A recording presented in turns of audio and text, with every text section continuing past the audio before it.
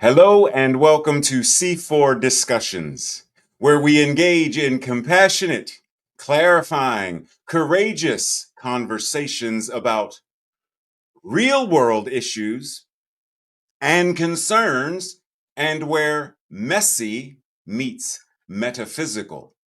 We are your hosts. I'm Ray, And I'm James. and let's begin.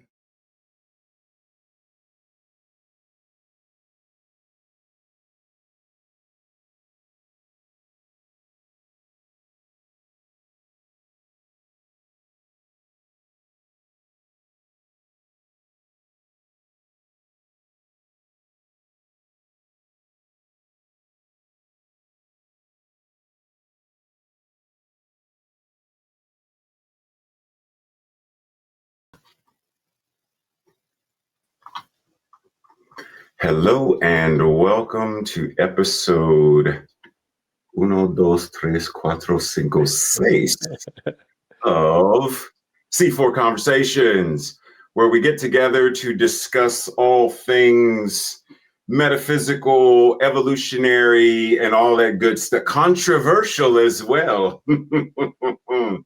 So today, James and I are honored to have one of our colleagues, who's a special guest with us today, to talk about something that many in our listening audience may not be familiar with. But trust and believe, once the information starts to flow, you're gonna be like, oh, wait a minute, you said he has 2 books. Wait, where you said what? Siri, buy the books now. Like, you trust and believe, because always one of these books is nearby, within reach. Seriously. So let's begin. Jim Lockard is the author of Creating the Beloved Community and Being the Beloved Community, both of which are available on Amazon. Make the note now. No, I mean like right now. Okay, thank you. He is an ordained minister of religious science, and he is how do we say, he is taking a stab at this thing called my time retirement while living in, and he can correct me on the pronunciation, Lyon, France, with his amazing, empowered, and beautiful wife and mischievous kitty cat. So with that, let us welcome Jim Lockard. Well, thank you, Raymont. So nice to see you again, and so nice to see you, Reverend James. It's exciting to be here. It is Lyon. Lyon. Which does mean lion. Oh. So that's the symbol. The lion is the symbol of the city. And my wife Dorian is away right now taking a French intensive class in another part of France. But Simone, the cat, is with me here in the apartment. So we're excellent. We're in good shape. Good stuff.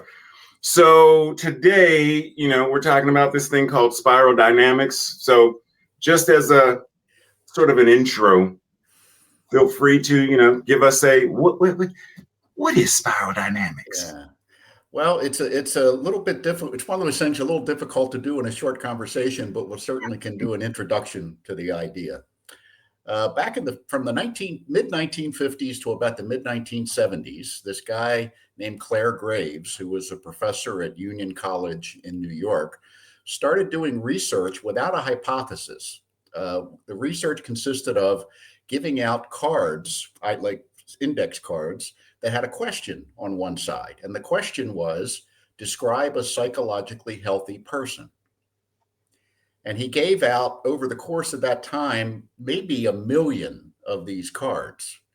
And people would write on the back what they thought it was, because up to that point, we have to understand in Western psychology, most of the research had been done on 2 populations, prisoners and college students, because that's who the professors could get to, right? Pretty easily. They were both kind of captive audiences. And in putting a lot of, studying people in prison, you're not necessarily getting a picture of how healthy people operate. And in studying college students of that time, who tended to be very young, You weren't necessarily getting a view of what a mature, healthy person was like. So positivism, as it was called, began to emerge in the 50s. And Graves was one of these professors that began to look into that. So he accumulates these cards and he's reading them all, and he finds that there's some categorization, if you will, that the responses kind of fall into certain categories. And the categories had to do primarily with complexity of thought, that there were certain what he called stages of or levels of complexity that were present in the population. And the surprise to him, he wasn't surprised about that, but the surprise to him was that there were certain values that were attached to each level. For example, there's levels that are more individualistic, and there's levels where conquest is okay. You know, it's okay to deal with other nations through conquering them. There were levels where that wasn't okay. There were levels where there should be strong ethical codes and people should obey the ethical codes. There were levels where people said, I don't really want to obey the ethical codes. I want to take care of myself first. So these were the kinds of things that began to emerge. And he identified 8 levels that were existing at that point in time. And he also discovered through his research that this was a developmental model. In other words, that individual humans and groups of humans tend to evolve over time into greater complexity according to the world they're living in. Okay. So if the world you're living in gets more complex, say you leave high school and go away to university or go into the military or something like that, your world around you gets more complex, and something is called forth from within you to respond to that complexity. And you either do or you don't. You know, it's sort of like you can look at the grades in elementary school as an example. When you're in first grade, you know, the first day of first grade, everything's a mystery pretty much, you know, and you're struggling and you got to write your alphabet. You got to sit there with your tongue out and so forth. And then, but by the end of first grade, you're self-identified as a second grader, and the second grade stuff is more complex. It's more difficult, but you kind of it emerges from within you, the potential to be able to do that. Now, sometimes that potential doesn't emerge. And when that happens, you sort of have the living conditions on one side and your level of complexity on the other. And if they don't match up, then your life is out of harmony with the world around you. It becomes more difficult to exist. Mm-hmm. And it's not necessarily better to be more complex unless the living conditions you're in call for complexity. So the example I would normally give is if you took someone out of one of those, you know, they find these very, very old tribes in parts of the Amazon, for example, and these folks are living like they lived thousands of years ago. If you plucked one of those folks out and dropped them in Manhattan, they'd have a very difficult time. They wouldn't know how to have a bank account. They wouldn't know how to get food. They wouldn't, you know, they might not survive. Right. But on the other hand, if you took the average person out of Manhattan and dropped them into the middle of the Amazon where that tribe lived, they'd have an equally difficult time in getting along. They'd probably scare the hell out of the people that were there and put themselves in danger. So it's not about becoming more complex up to infinity. It's about finding what works, what is effective for the world you're living in. So in a typical, you know, in the United States, let's say, all eight levels exist. The United States as a whole functions at this one level we call modernism. There's a color code for that called orange. There's different color codes for each one. And yeah, the spiral there that shows that. And orange is a very me-oriented. It's very much about scientific rationality. It's about, but orange also like status. They like power. They like to show off. They like bling. You know, how can I make myself look better and things like that. But orange emerged from the blue level or traditionalism, which was very much about obeying authority and finding, you know, who is the authority I need to obey. So there's lots of folks in the US that are centered at blue. We're all in all the levels, but we tend to be centered at one or two at any given time. So the model is helpful in a number of ways. It's helpful in helping us understand where people are in terms of how we need to communicate with them and also how we need to listen to them. And it also helps us understand and manage the change process a little more effectively.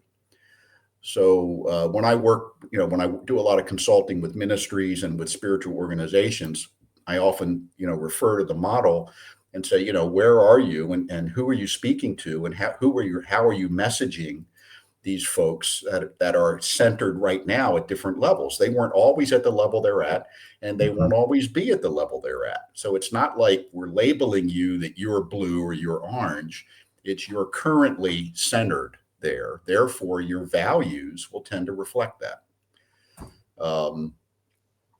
A lot of the conflict we see is that I'm at orange and you're at blue, and we don't have the same value system, and I may talk in a more complex way than you're able to really that you're used to, and so it's difficult. You see, so I call it spiral awareness. When you understand these dynamics, you have a better chance of creating a more harmonious and productive community or organization or whatever it is. And I would point out the dynamics of spiral dynamics have to do with complexity. So if I'm called to a more complex level of being and I respond to that, my values will just kind of automatically shift, but that's sort of a secondary effect. We tend to focus on the values, but the real driver of the whole thing is where am I in terms of complexity? And how is that perceived in the world, within the worldview of who I'm talking to? And an example would be, you may have heard there's a history of racism in the U.S. You may have gotten wind of that. So when Barack Obama was president, and he was a very complex thinker. He is a very complex thinker. He's at the higher end of the spiral. And when he would speak in these complex ways, folks that were at a less complex place, and at that less complex place, it may make sense to be racist because of the simplistic view of the world. So they would have a lot of animosity toward him, even if they're not thinking that I'm really pissed at him. They just don't like him. And the same with a woman who becomes, a leader who that speaks from a more complex level. Then there's this animosity. And then Donald Trump comes along, and we know he speaks at a 4th to 6th grade level. And the folks that at those levels who are centered there, they tend to respond to him and see him as an authority to be obeyed. Yeah. You see? So it makes sense. It helps you to understand the dynamics of what's going on rather than saying, how can these people vote this way? It's because they're being communicated with at the level that they are at. And it's not to say they're always going to be at that level, or they always were at that level, but it's just where they are. So, and in a spiritual community, you tend to have 3 levels, maybe 3 levels: the blue, which is traditionalist, the orange, which is modernism, and then the green, which is postmodernist. And blue and green are both communal levels where we self-sacrifice for the group. Orange is an individualistic level where it's about, what can I get from this? So at green, which is a very complex way of thinking, but green is very much concerned that no one be discriminated against or offended because of who they are, how they look, what their nationality is. So this is where you get the current cancel culture level of political correctness is no. You can't tell Polish jokes, or you can't tell jokes about different races, because that's attacking someone or making fun of someone for who they are, and we shouldn't do that. And green also says, people that green also say, we need to heal all the stuff from before. We need to look at it, go into it in depth, and find ways to bring people together to heal it. And they're amazed when people don't want to do that. Because at orange, it's like, what's in it for me to dig up the past? And at blue, we have rules about that. And the rules are, we kind of move forward and pretend whatever was bad didn't happen. You see? So you have these dynamics that are largely unconscious, but that they show up over and over. And if you don't have the spiral awareness, you just figure, well, these people will never get together. And it is difficult. Yeah. But you can find ways to communicate that speak to the whole spiral, you see. So as I said, there's 8 levels. Blue is the 4th of the 8. And before that, but below that, you have the tribal level where tribal level lets you live in a community of about 100. To live in a large city, you need to be at least have a blue emerging, so that there can be enough organization to deal with all the complexity of, say, having 100,000 people in one place. You see, so the complexity levels will generally tell you the size of the communities that are possible within those levels. But it's interesting when you get to green, folks at green want intimacy, so they'd rather be in a small spiritual community than a large spiritual community, because they want to know everybody and want to connect everybody, and so forth. So it's kind of an interesting dynamic. So and then there's second tier. So Graves identified the first 6 levels he called first tier, and these are all fear-based levels. And that means sort of your mindset is, if everyone doesn't see the world the way I do, we're all doomed, or we're in danger. Second tier, he called it the momentous leap, going from green to the first level of second tier is yellow.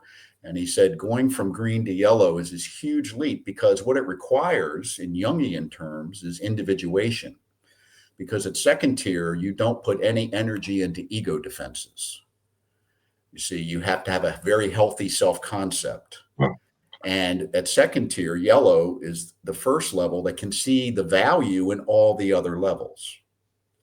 So you say, yeah, we want to have some of that blue level. We want to have a good blue ethical structure. We want to have from the red, which is power gods, which is the like Genghis Khan belief. But from that, you get self-assertion. You get a sense of self-power. So all the levels have something positive that you want to carry forward with you. So again, without making it too complex, that's sort of an overview. And I just find it something that's really incredibly useful in as a leader and in everyday life, even in terms of, I meet somebody new over here. I'm in France. I meet somebody new, and I can kind of get a sense by how they speak of where they are on the spiral, and that helps me to relate. In terms of not just in terms of, it's not about becoming condescending. It's about respecting where they are. And saying, okay, I need to make an adjustment, perhaps, to have this conversation, because if I speak in my normal way, it'll either be too complex or not complex enough. Understood. Which is very similar to, language in general, since you mentioned France, someone who's a native speaking French person speaking to someone who is, okay, so is it merci beaucoup? Or like, they're gonna be like, oh, he is one of those, he does not understand. Yes. Going to adjust to say, so yeah, I got you. Well, with my French, they know instantly. Yes. They usually respond to me in English. Yeah. Understood, right? And like, to your point, when I hear how the person is communicating, I adjust to be able to facilitate communication more effectively. Yeah. And this is just another way of looking at ways we might be unique or different. It's also a way, I think, the spiral levels are another form of diversity. Yeah. I think you want a diverse organization or community with the different levels present, because they all bring value, but it requires a little more of leadership in order to sort of, keep the whole thing together in a harmonious or relatively harmonious fashion. Right. Understood. Yeah. James, anything? Yeah. A couple things for me. One of the things when I was researching this, that the different levels in tier 1, the first 6, have a really hard time seeing each of the other levels. Yeah. So there's that first piece. The second piece, one of the things that's happening in our culture right now is there's a lot of polarization. There's a lot of duality. There's a lot of, othering, if you will. I think a lot of that's coming from social media and, there's the word, like the cable news stuff. I think that's both social media and cable news are furthering and exacerbating that polarity and duality. Do you see spiral dynamics impacting one or both of those things? Well, I think it does two things. One is it gives you a sense of some of the dynamics of why what's happening is happening. But without having kind of widespread knowledge of it, there's not much that you can do if you don't know the model. If I don't know that the spiral levels exist or what they are, I'm just going to assume everybody not like me is wrong. Yeah. Which is, human nature. And the other piece is that up to probably the orange modernist level, there's going to be prejudice. There's going to be the othering because it's just part of who we are. And, if everybody instantly went to second tier, because that's what you hear everybody says, oh, let's just go to second tier. Well, you can't just go to second tier. You have to go through all the levels. But if I could snap my fingers and the whole world went to second tier, the next baby born would be at beige, which is the lowest level, and have to go through all the other levels. So, but if we know that, we can change our educational system to account for that to some extent. We can, it's not that you're undoing human nature, but there are certain skills and certain ways of communicating. Like, for example, my kids went to Montessori school. And they learned, when they were in kindergarten, they learned conflict resolution skills. Yeah. It was part of the curriculum. So they would be able to work with their friends that weren't in school when there was an argument or something to help them resolve the argument. Mm-hmm. And that's possible. But you have to see the value in it from an educational standpoint. You have to see where, is this valuable? And a lot of times the people making the decisions themselves are prejudiced, themselves want to direct things in a certain way in terms of how kids are taught or indoctrinated. Yeah. And those kinds of let's get everyone to get along and let's get everyone to support one another isn't on their agenda. But knowing that, I think, is helpful. Yeah. Again, it's some people have called spiral dynamics the model for everything. It isn't. It only speaks to two things. It speaks to complexity of thought and the value systems that emerge. It doesn't speak to anything else in particular. It doesn't speak to introvert, extrovert. It doesn't speak to your enculturation in your own family. If someone has some kind of a mental or character issue around say narcissism or some kind of psychopathy or sociopathy, for example, which we know are linked to brain damage, brain injury. All that does is scramble where they might show up on the spiral. So it's limited, but it is helpful. It's sort of like if you want to understand people in a community, if you had a pie and you had all these slices of, knowing this aspect, knowing that aspect, the cultural piece, then the spiral would be a piece of that pie. And for most of the population, that piece is missing. Yeah. We don't know about it. So again, if you don't know and appreciate the way it works, you tend to get rid of everybody that isn't at your level. And I've seen spiritual communities where, people that are above or below where the center core of the leadership is, they just don't feel welcome and they leave. Yeah. And, and sometimes that may be appropriate for where they are, but in terms of really creating dynamic, real world kinds of communities that really reflect the place where we live, we want to have as much diversity in terms of the dynamics present as possible, I would think. Mm-hmm. Mm-hmm. Yeah, as you were saying that, what came to my mind was, and it's specifically, I guess, the vision for Centers for Spiritual Living, a world that works for all or a world that works for everyone. The question that I would ask is, if I'm looking at, we'll say I'm looking at red, then I would say, how am I crafting the spiritual community that is inclusive of someone who's at that level?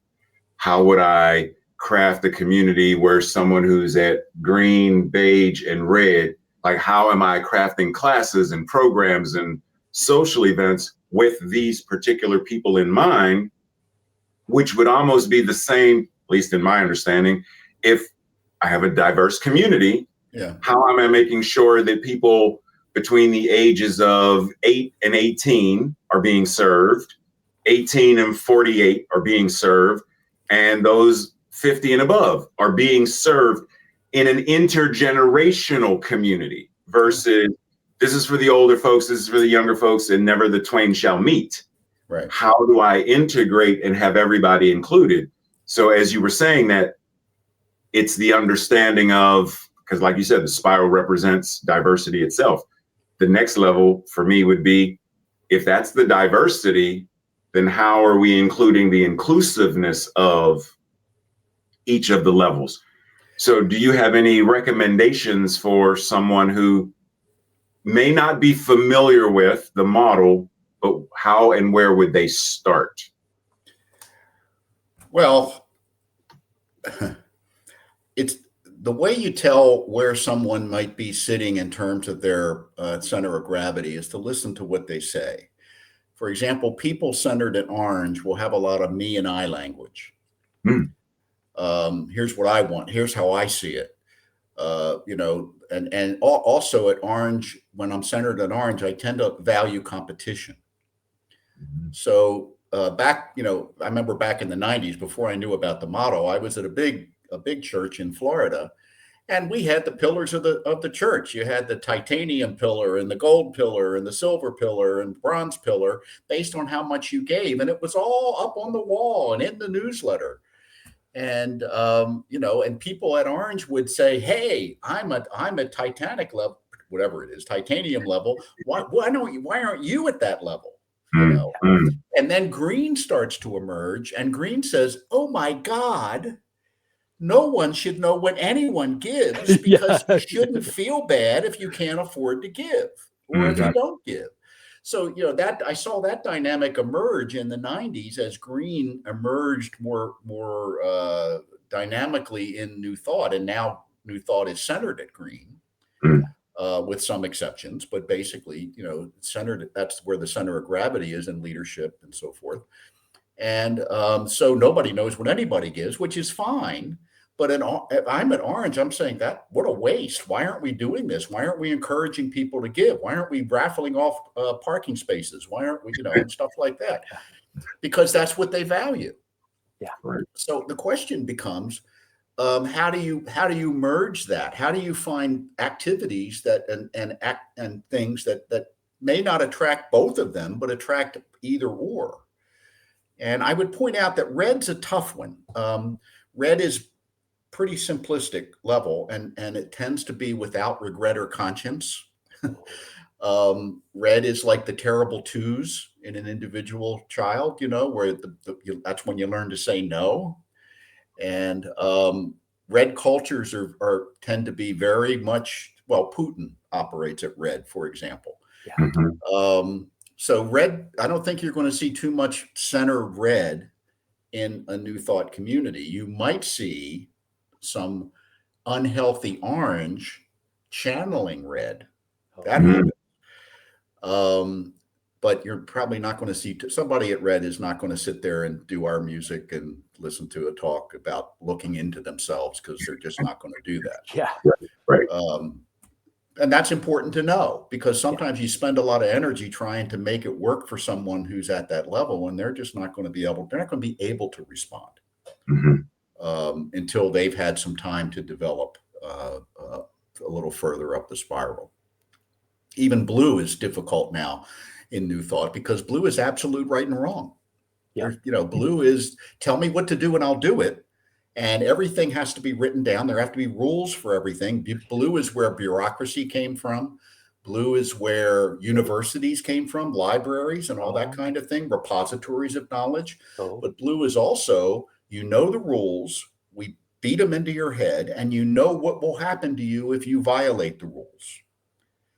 So if I have someone at blue and I'm the minister, I just tell them what I expect. I tell them how much, here's what I think you should be giving.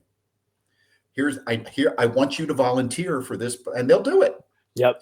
Whereas someone at green to say, oh my God, you're bossing him around. Yeah. You see, but that's what he needs. Right. That's where he is. And someone at red probably need some significant boundary set that maybe involve a little physical control. Mhm. You see, because that's where they are. Mhm. But if I'm at green and I don't know the spiral, I think everyone's like me. Yep. All we have to do is love them more. Yep. You see, so Mhm. green has a blind spot often to red, Oh. and they don't even see it. They deny it can be real. You see, so that's where a psychopath or mainly a sociopath, can come in and take over a church, because they're really good at manipulation through emotions. They don't feel the emotion themselves, but they know Right. how to manipulate yours. And B, they're generally speaking incapable of telling that they're harming you. Wow. And if they are capable of it, they don't care. Mm. Right. You see, that's why, if you go into prison, I did a study in prisons a number of years ago where they did brain scans, and something like 88% of the prisoners in a typical prison system in a state had severe brain lesions. And they were from things like being dropped as a kid, or being in a car accident, or falling off their bike and hitting their head, Mhm. or getting hit, another kid threw a rock at them or something. It's that kind of thing. But once that brain lesion is there, there's not much that can be done about it, because that's a part of the brain that's not going to be responsive. And often it has to do with our ability to respond emotionally, or to Mm. feel a sense of regret. So at red, it's not due to brain damage. At red, that's a developmental stage. But if I get the brain damage, I may effectively stay at red throughout my entire life, Yep. Right. because I don't have the capacity to move forward, even though the world around me gets more complex. Makes perfect So, sense.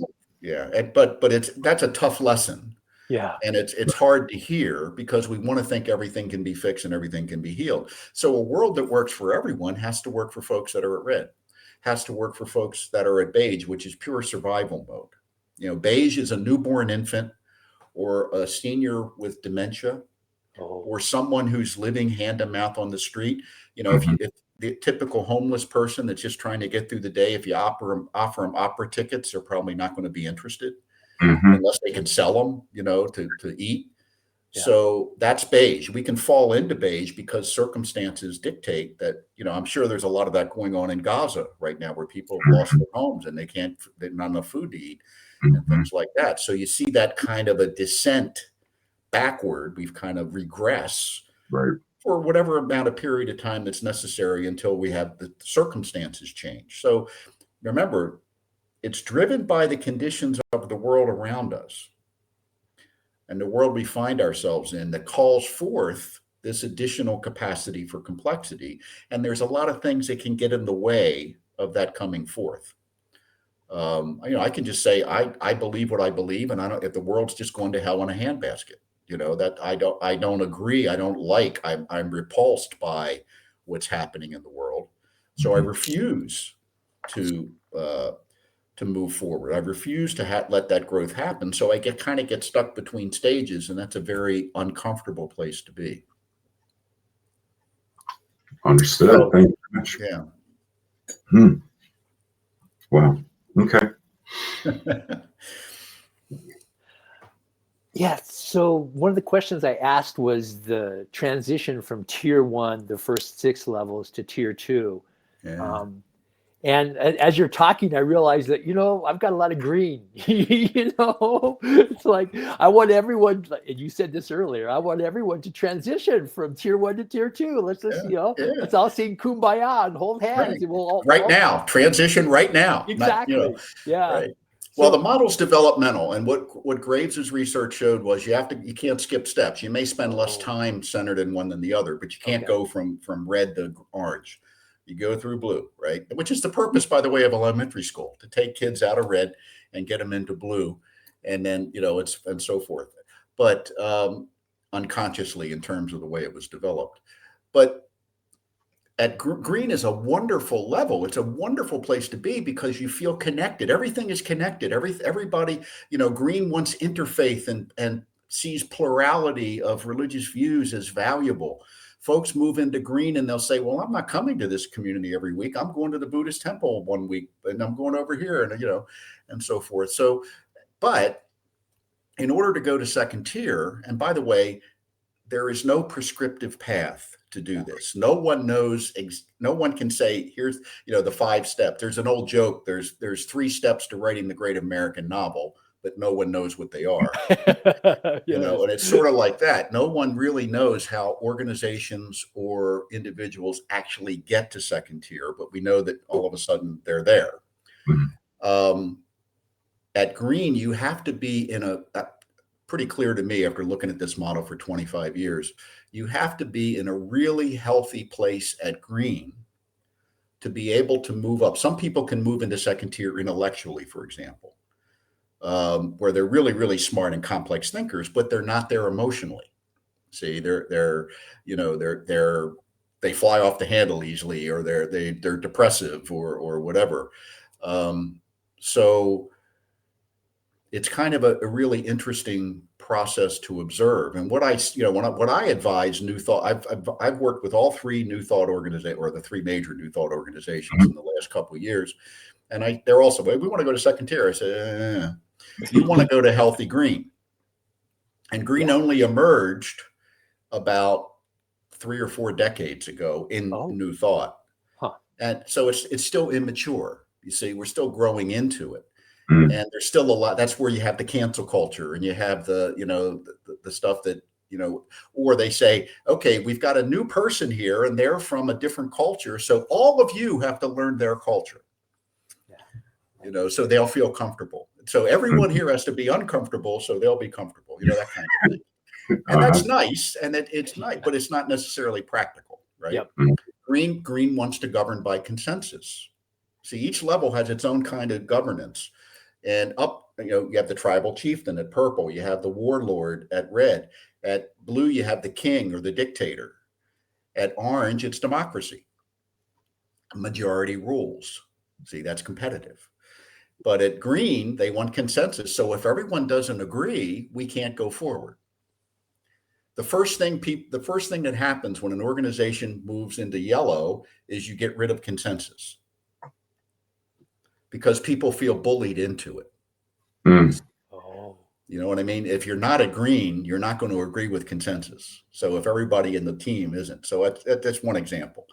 So focus should be get to healthy green. And then the move to second tier, I always describe as the butterfly the caterpillar becoming the butterfly. So you have this caterpillar, say it's a monarch butterfly caterpillar, doesn't know anything about a butterfly.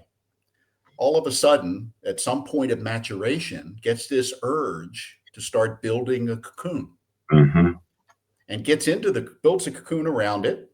Okay. And it's in the cocoon, and then it turns to goo. Yeah. The body completely liquefies.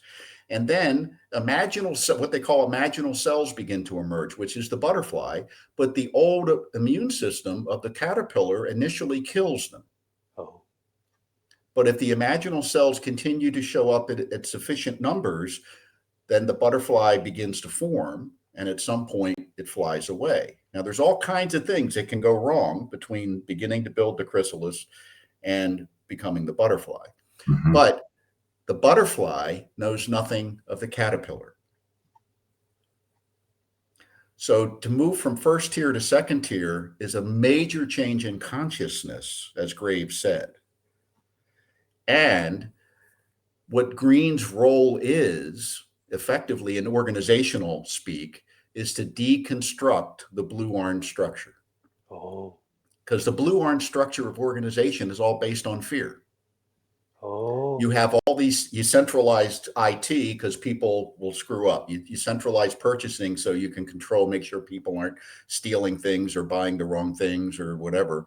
So the whole structure of the hierarchical organizational chart and all that is based on fear, to keep bad things not keeping them from happening, but minimize them.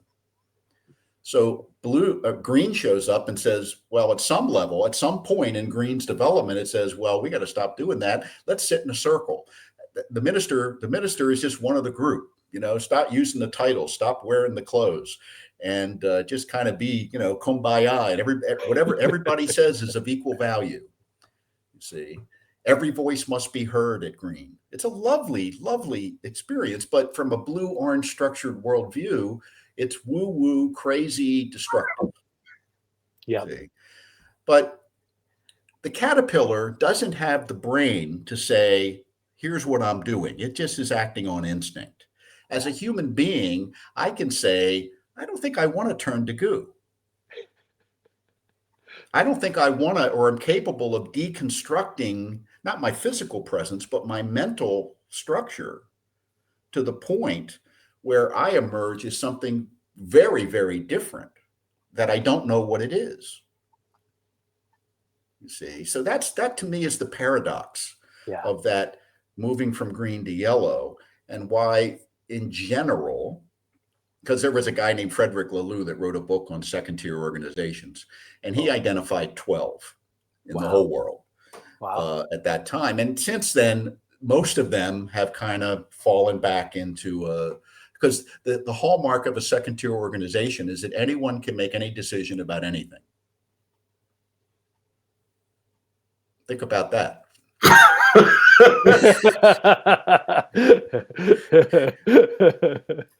And where the CEO has very little to do except to talk the vision and communicate and make sure the different elements of the team, and teams tend to have all the structures. Like if you have there's a second tier company that does auto parts, computerized auto parts. They're in France, and they do parts for like Volvo and Fiat and Peugeot and Mercedes-Benz. And they have a thing. Their vision is we get everything out within 3 days of being promised. And they had this one load for Switzerland of some kind of car part that was going to be late. So a lathe operator on the team of 12 people that puts the whole project together, and they hire and fire themselves, and they set their own pay and compensation. Wow. A lathe operator orders a helicopter for 60,000 euros to fly the thing to Sweden. And Volvo said, we don't even need it that quick. But that was fine. See, he had the authority to do that. Now, can you imagine? Wow. In a typical blue orange. Now, everybody in the company doesn't have to be at second tier, but the leadership does. And they have to set that value standard very, very clearly. You see? So the whole style of leadership from orange to green into second tier has to kind of turn on its head. And that's such a huge challenge. I mean, because in most of the organizations, we're still teaching how to do a Sunday service, and that's a dying art at best. A friend of mine, a professor, used to have a saying. He said, as soon as something becomes obsolete, it becomes a required course.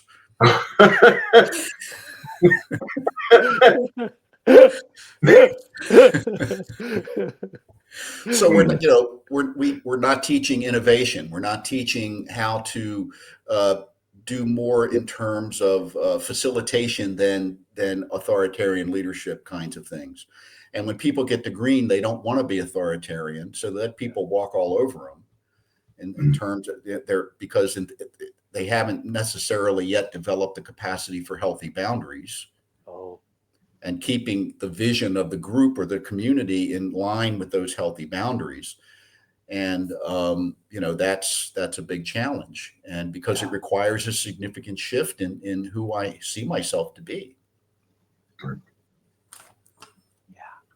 And this is not unique to New Thought. The whole world's going through this. We're in I call it liminal times, where we're between what used to be and we haven't gotten to what's going to be. And all that we've got is a lot of uncertainty. Yes. And the capacity to say, I'm up for this, is something that, we need to develop, because we are, if we will allow what wants to emerge to emerge. Yes. Yeah. I have one more question, Ray. Can I jump in? Oh, yeah, of course. So I've come across one of Ken Wilber's pieces about a mean green meme. Can you speak about that a little bit? Yeah, this is sort of an interesting sort of a domestic squabble between the integral group and the spiral dynamic. In the 90s, Ken was trying to put together this model of everything, you know, Yeah. a universal model, looking at all the different psychological models and sociological models, excuse me, and he came across spiral dynamics. And one of the people that took over for Claire Graves was a guy named Don Beck. And Ken reached out to Don and they met and they kind of hit it off. And Don saw this as a way to get spiral dynamics out to the world. And actually, that's how I found out about it in one of Ken Wilber's books. But what Ken did to kind of make it fit his model was he changed it. He changed some of the color names, and Yeah. he also sort of misinterpreted, especially green, because at that point, green was really, really new. Oh. And green emerged in the mid 20th century. It's figure blue emerged 5,000 years ago, purple emerged 50,000 years ago. So it's getting shorter and shorter in terms of how things emerge because the world's getting more and more complex. But so Ken saw this tendency toward cancel culture, tendency toward saying you can't say that joke and things like that, and saw that as the mean green meme. Oh. Now he misinterpreted meme and V-meme. So there's when you start teaching spiral dynamics, you talk about memes, and memes are anything. Starbucks is a meme. Science of mind is a meme. Abortion is a meme. And at each level of the spiral, I call it a V-meme, which is a value system, and the way that level of the values looks at that meme. Oh. So any meme will be interpreted differently at different levels. Like competition is a meme. At orange, it's yay, competition. At green, it's boo, competition. Yeah. You see, but it's just competition. So the green is a V meme, not a meme. Oh, okay. But that's niggling in terms of, and what Ken did was sort of give a portrait of early nascent brand new green without apparently realize, and he still sticks to that, by the way, without realizing that it was something that was just emerging and it hadn't had a chance to mature. Oh, got it. So there's a lot of, it's not so much animosity as it's just, when I'm teaching spiral dynamics to someone that's going to be using it, I have to spend a couple of hours on Ken Wilber and Don Beck, and so forth. Yep. Because Ken was making it fit something else that it didn't. Well, I don't know if it ideally fit or not, because he changed it in some ways that are fairly significant.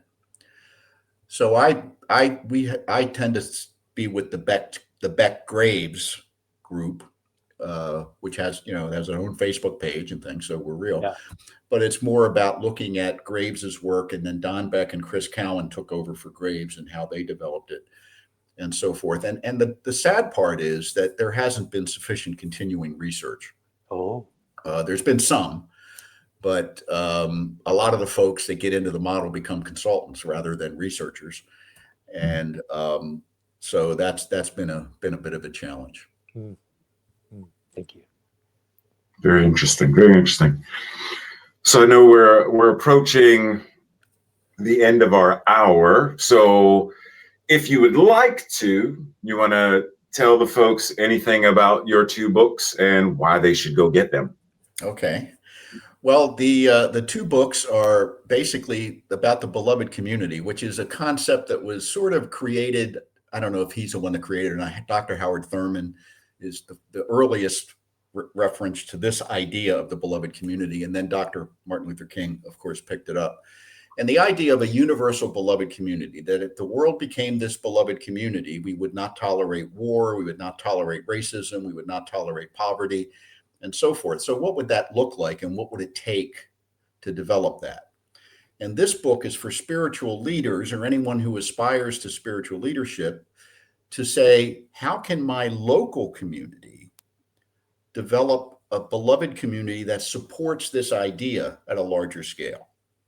How can we develop people to become more fully realized psychologically and spiritually?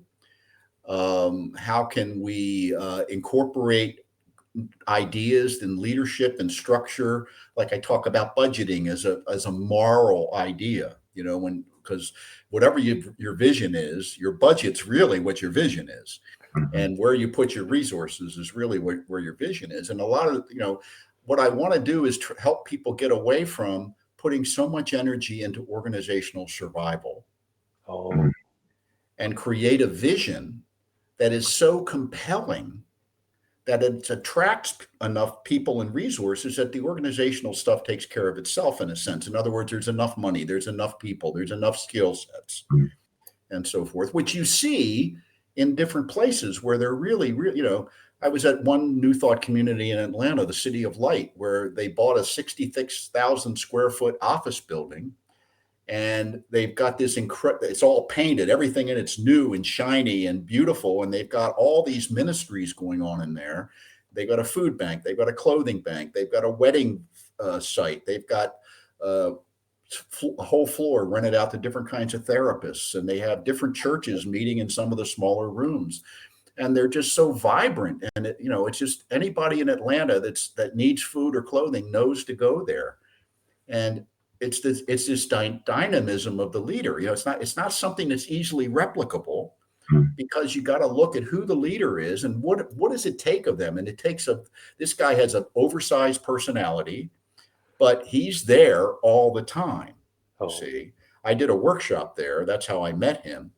And, most New Thought communities I go into, well, it needs painting, and we can't restripe the parking lot, and the rent, we can't pay the rent, because we're going through this time of people are not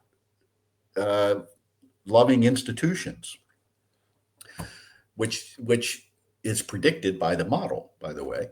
But that's part of the deconstruction of the blue-orange structure. And unless we find new ways to be in community, which is what the books talk about, and one is about creating it, the other is about sustaining it. And they both have sections on spiral dynamics, which is cultural evolution, by the way. It's a cultural evolutionary model.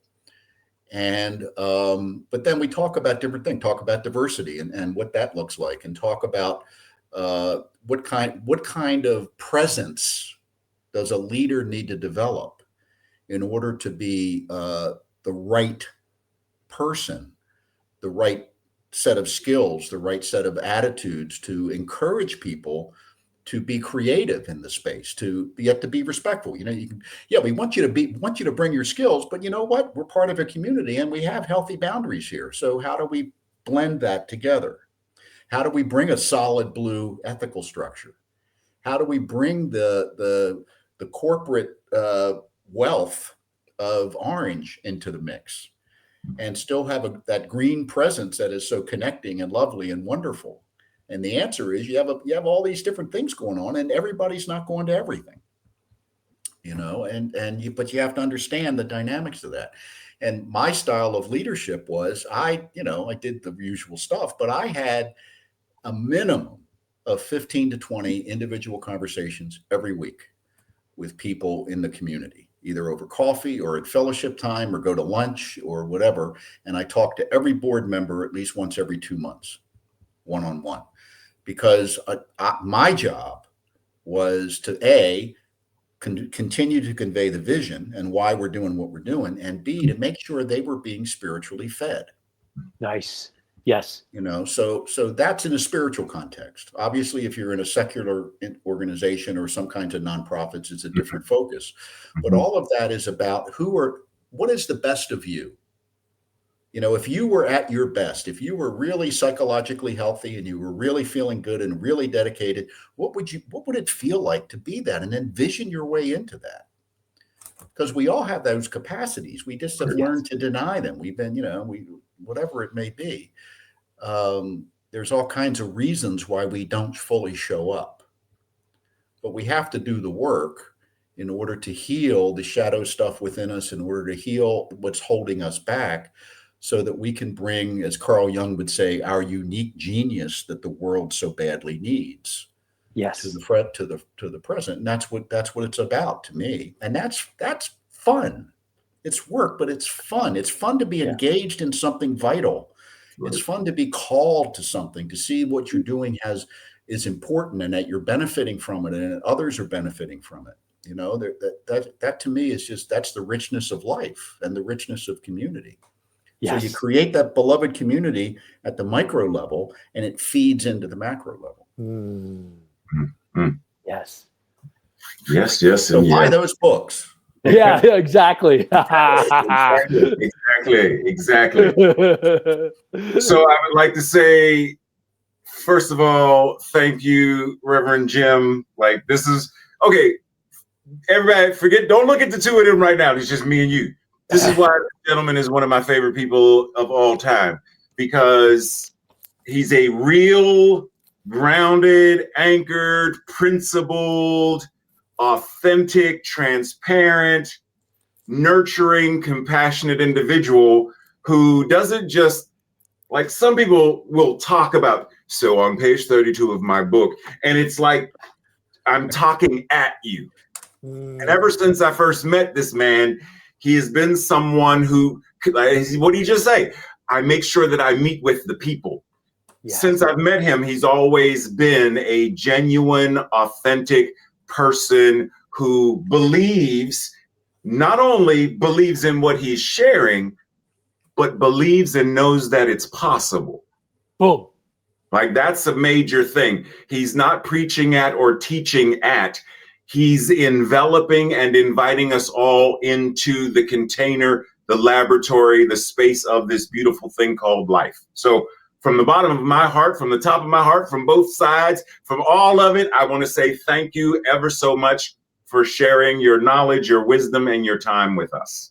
Thank you so much. And I'm going to play that last part for my wife when she gets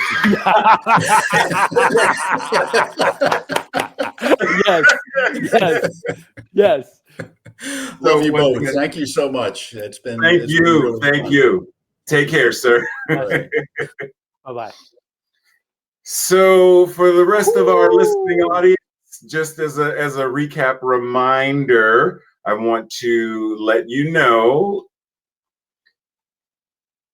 Blue Sky, if Blue Sky is a place that you go, make sure you go and follow Reverend Jim for other wisdom related things. Because, right now, maybe you're not into buying a book. Cool. Then go to Blue Sky for other things that he shares. And he didn't share this. He didn't share this with y'all, but trust and believe. His blog, New Thought Evolutionary, look, I don't know how the man finds the time to drop these pearls of massive information. Like, I have sat reading his blog post and just sat there like, wow. Wait a minute. Let me reread that. Wait, what? Like, the depth and the breadth of what is shared. So go there as well. And as we all said, get the books. Get the books. Whether you are in spiritual community or not, the information that is being shared is vital for how we can, what did Reverend James say earlier about us being polarized and the othering and all of this? If we really want to end and come together as, how do we speak to whether someone's wearing a red hat or not, or whatever? How do we come together and say, but this is what community means. This is what a world without war means. Like, how can we effectively how do we make sure that, as Reverend Jim said, the people in Gaza who are scrounging for, how do we ensure that all people are fed so that they can move through and develop and, become fully self-actualized beings? So even if you are in corporate America, yes, I know it says spiritual leadership. I know it says that, and I don't care. Yeah. Put a thing over it if you need to, but get the books. James, anything you want to say before we close out? No, man, you did a great job recapping. I'm complete. Thank you. Thank you, sir. Then to all of our listening audience, blessings as always. Feel free to reach out to us in any of the ways, shapes, or forms. And stay tuned for our follow-up conversation, episode 7. Namaste and blessings to all. Blessings all.